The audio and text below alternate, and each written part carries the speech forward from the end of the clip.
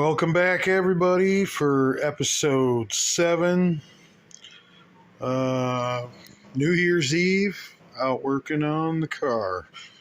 Watching a little runoffs action from 21. Give me a little inspiration. But, I went through before. I thought I had the wrong studs, and maybe I'll retract that statement. But before I really got into it, I just took one of the old heads there and cleaned it up, and just a couple valves, and I got my cool test springs and mocked it up and used the old roller lifters, figuring that those springs would be light enough. Well, they're enough to push the lifter down. So it was a little bit of a challenge, but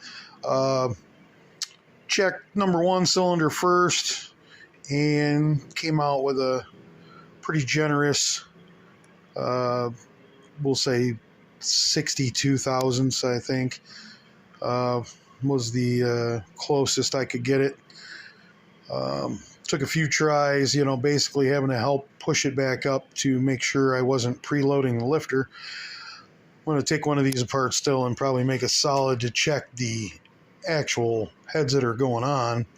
But I just wanted to get a rough estimate of where we were at. I didn't think we were that close, but the cam being four degrees advance, you can blatantly see it's pretty easy. I mean, you can check any cam of how it's ground just by looking at the lifter in the bore at top dead center.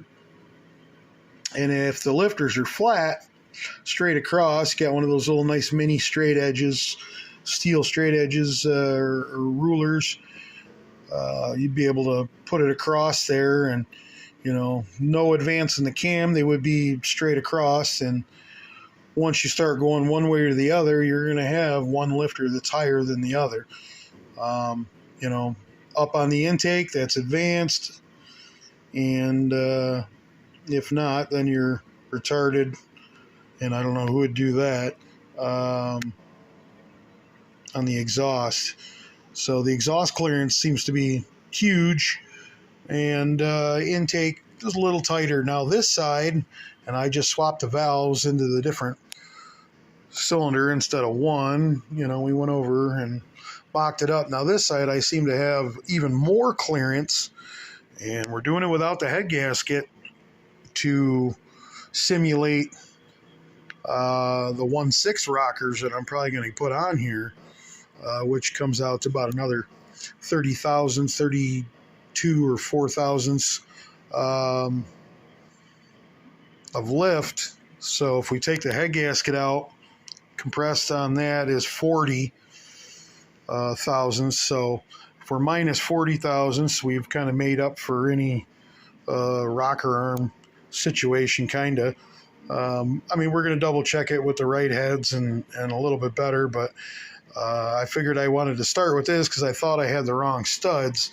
But when I got the heads back, I did get a box of parts, and voila, my old springs and everything. And well, I didn't realize that they're 7/16 screw in with the 3/8 stud. I thought they were 3/8. Guess haven't pulled any out. So the studs I got are right. The 7/16 bottom and 3/8 top. So we can use those. So this was all kind of a little bit of a waste, but it does give you the checking and kind of the experience to look at the numbers and figure out where you want to be. I think the closest was not lined up top dead center, but about one tooth going into it. So probably 10 to 20 degrees after top dead center where the valve's starting to open and chase that piston. Like I said, we got plenty of clearance, appears, so not really any big issue there. I do have the new lifters, started soaking them last night, and I do have a little bit of an issue there. I think I got a couple of rollers that felt a little funny, so we're going to have to check into that here pretty quick, figure out if I really want to use those or might upgrade.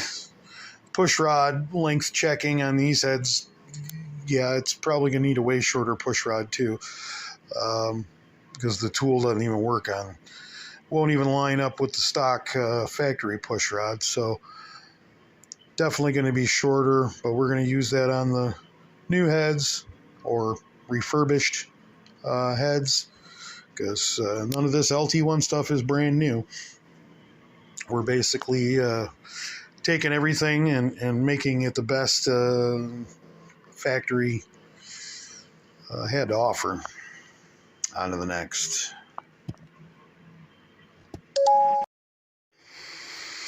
Okay, we are doing the unboxing of the Lloyd Elliott cylinder head modifications. The man, the myth, the legend, Lloyd Elliott,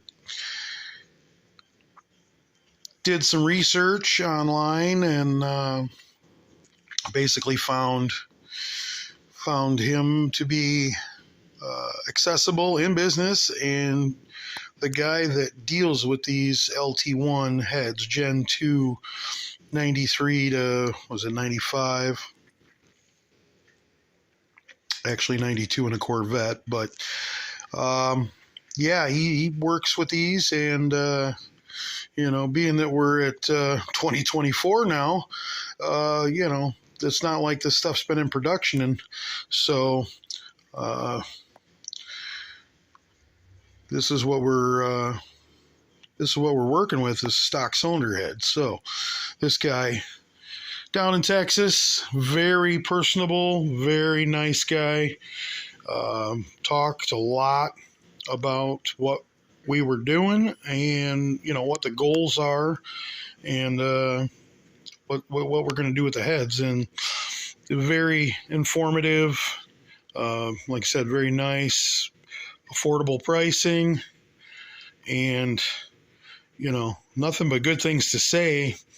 It's been a few months, they've been in the box, just now getting them out and kind of checking it over.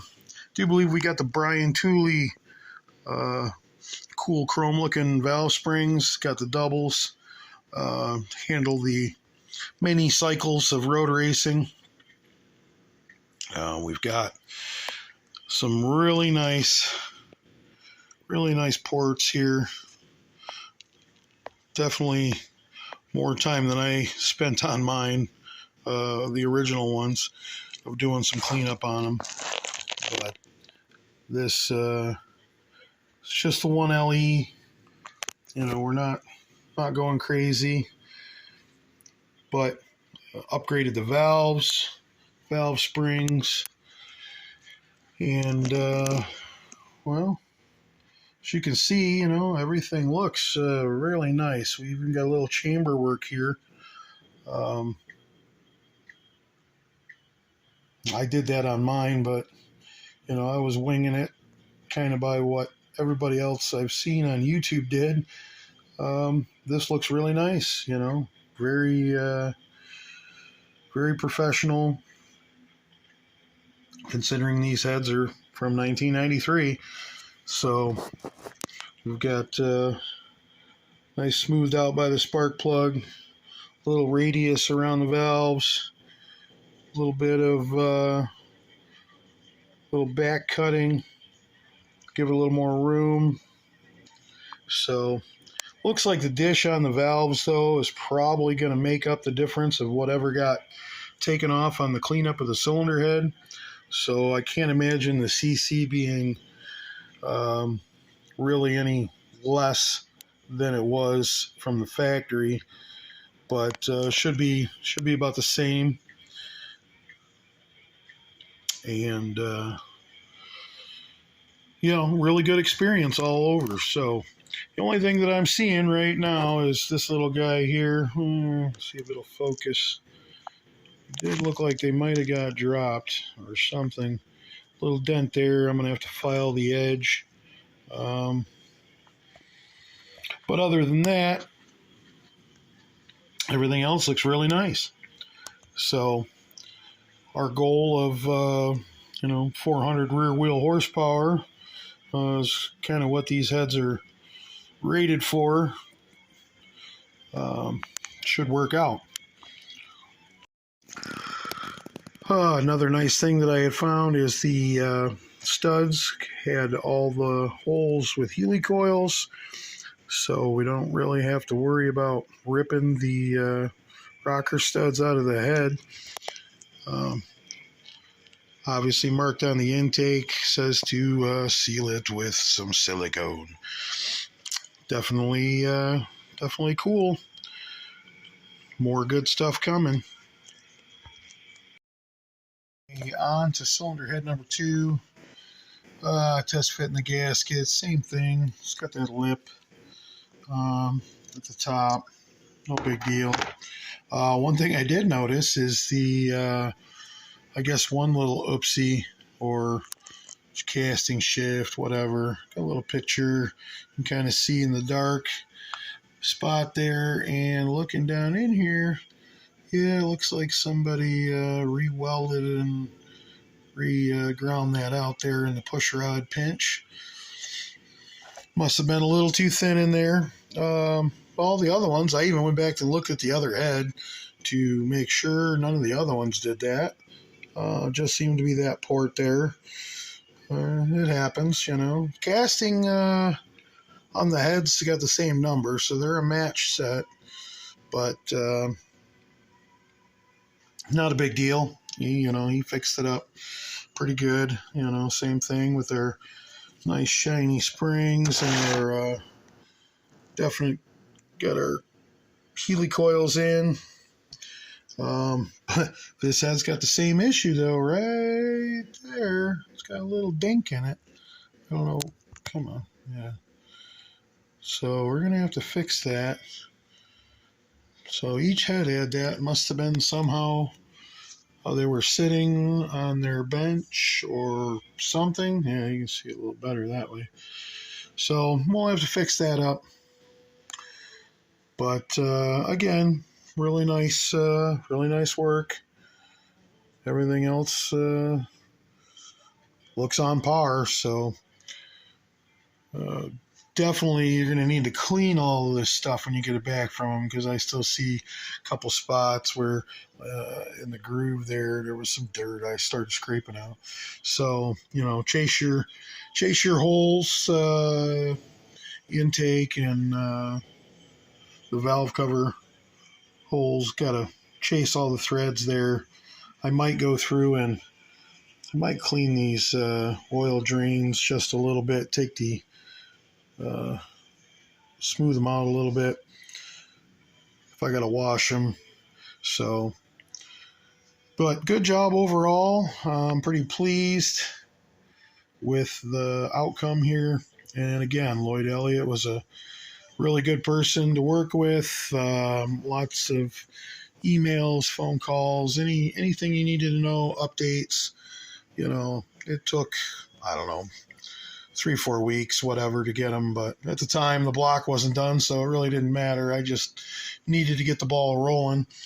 And yeah, this is it's looking pretty good. We just clean these guys up and get them ready. I'm going to make that solid roller lifter there so we can get a height check on this.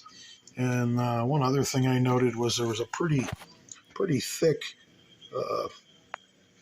spacer underneath the spring.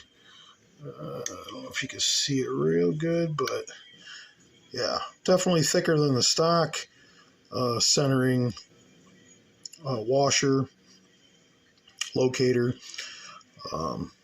But Again, he's the one who's been doing this, so I'm sure he's got the installed height situation fixed after doing the valve job. You know, it always sinks the valves into the head a little bit more, so you might end up with too much installed height on this side, so you need to bring it back.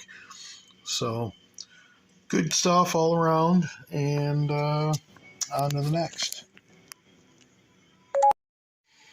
Okay, another little option. I was test fitting the intake gasket, and I didn't send my intake in to have it ported. I figure I could handle that part myself. But the gasket on the top side does have a little lip.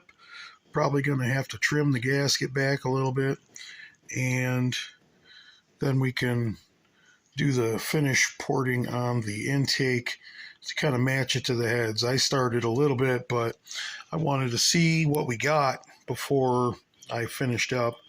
That way I can measure this stuff and then make that path into the intake the same, get the best flow possible. We'll go from there.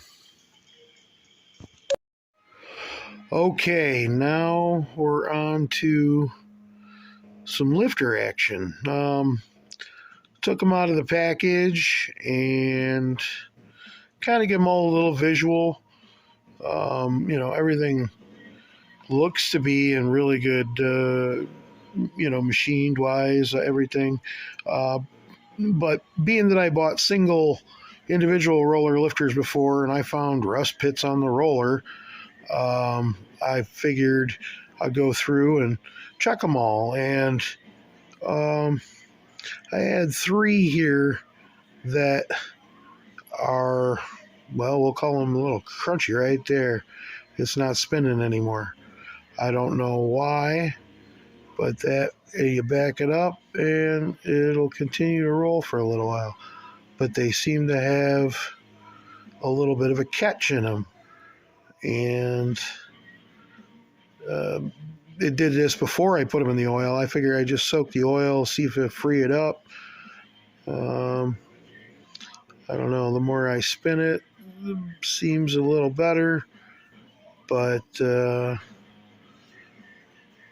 I still can feel some rolling resistance in there. It's not smooth. It feels a little funky. So let's check this guy real quick. And, we're already at the stuck spot. So we'll go this way. And let's see how many times I can roll it. Oh, right there. It's not spinning. So, yeah, I'm a little concerned there. Yeah, I had that one. All right. Then we got this guy. Let's see if he does the same thing. Again, the roller does not feel 100% smooth. I feel there's a little right there. There we go. It's spinning again. I don't know. Makes me a little worried. But let's go in and grab one of the other ones out of the container here, and they've been soaking for 24 hours. They got their New Year bath. I'll wipe that off a little bit, and let's see what we got here. And right away, the roller is smooth. Like I can feel. It feels smooth. There's no catchy, almost like you'd have a bad bearing, That's really what it comes down to. Almost like, when you do a wheel bearing on a car and jack it up and put your hand on the spring and rotate it and you feel that vibration. That just by doing this roller on my finger, I can tell that it doesn't have that vibration that the other ones do. So we're going to have to look into that and go from there. Thanks. Okay, a little update. Obviously, these are my three suspects, and I took a couple controls out of there, cleaned them. Basically, what I'm using for my little part washer and spray can and like xylene cleaner. So basically, went through and sprayed in the roller and the bearing there both ways, up, down, spun it, this, that. Basically just trying to see if there was a bit of dirt or something that was catching in there. But things really didn't get all that much better. It's going to be maybe hard to hear, but I'm going to try. We've got the control one. I don't know if you can hear that. It's pretty quiet. And we got another control one here that I cleaned.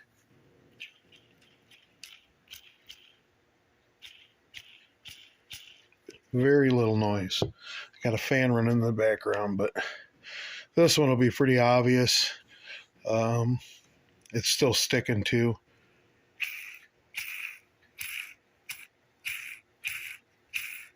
A bit louder there.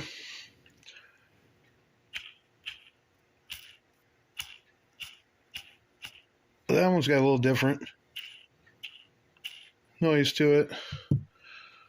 And this guy,